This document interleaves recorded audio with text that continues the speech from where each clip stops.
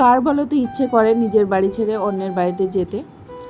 তো আজকে বাইরে প্রচুর বৃষ্টি হচ্ছে আর এখন বাজে সকাল 6:30টার মতো। তো এই বৃষ্টির মধ্যে দিয়েই কিন্তু আমাদের চলে যেতে হচ্ছে নিজের বাড়ি ছেড়ে ভাড়া বাড়িতে, কারণ কোনো উপায় নেই, ছেলের স্কুল খুলে গেছে। আর আমরা কিন্তু পুরো গরমের ছুটির 1 মাসটায় আমরা বাড়িতে কাটিয়েছি, খুবই মজা করেছি, তোমরা তো আমার ব্লগে দেখেছো।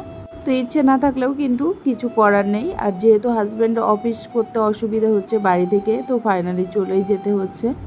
তো এই তো এসে আমরা পৌঁছলাম, আর ঘর বাড়ি কিন্তু খুবই বাজে অবস্থা। তো ঝটপট কিন্তু আমি ড্রেসটা চেঞ্জ করে একটু ভাত বসিয়ে দিয়েছি, যেহেতু ছেলেকে স্কুলে চলে যাবে। আর এদিকে আমি বেড কভার বালিশ কভারগুলো সব কিছু চেঞ্জ করে সুন্দর করে একটু ঝাড়া মোছা করে নিচ্ছিলাম।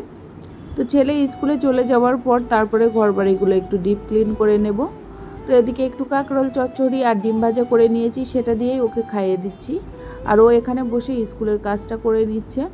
আজকে আর ছেলেকে স্কুলে আমি নিয়ে যেতে পারবো না, আমি হাজব্যান্ডকে বললাম তুমি অফিস যাওয়ার পথে ওকে নামিয়ে দিয়ে তারপরে চলে যেও।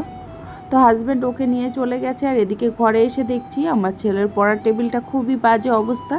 তো এটা আবার গোছাতে চলে এসেছি। তো যেহেতু 1 মাস এখানে ছিলাম না, খুবই কিন্তু বাজে অবস্থা ঘর বাড়ি, তো সেগুলো সব কিন্তু ক্লিন করতে হবে। ঘরের কাজ কমপ্লিট করে আমি এখানে চলে এসেছি দুপুরের জন্য রান্নাবান্না করতে। তো আজকে ভাবলাম যে ঝটপট যে রান্নাটা হয়ে যাবে সেটাই করে নেব, কারণ এরই মধ্যে ছেলেকে আবার স্কুল থেকে আমাকে আনতে যেতে হবে রান্নাবান্না কমপ্লিট করে।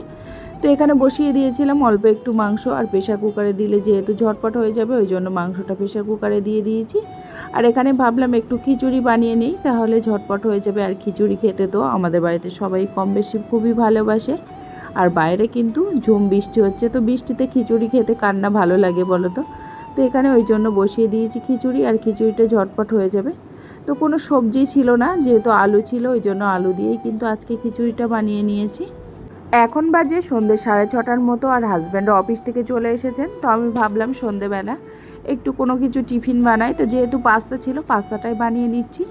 আর একটু গাজর ছিল, ক্যাপসিকাম আর একটু কাঁচা লঙ্কা, এইগুলো দিয়ে কিন্তু আজকে পাস্তাটা বানিয়ে নিলাম। তো এখানে এগ পাস্তা বানিয়ে নিয়েছি।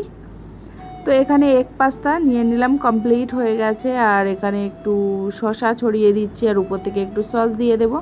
তো এই তো আজকে সন্ধ্যার টিফিনটা একদমই রেডি হয়ে গেছে। তো 3জনে মিলে এখানে খেতে বসেছি। তো আজকের ভিডিওটা তোমাদের কাছে কেমন লেগেছে অবশ্যই কমেন্ট করে জানাবে। আর যারা চ্যানেলটি সাবস্ক্রাইব করোনি অবশ্যই চ্যানেলটি সাবস্ক্রাইব করবে।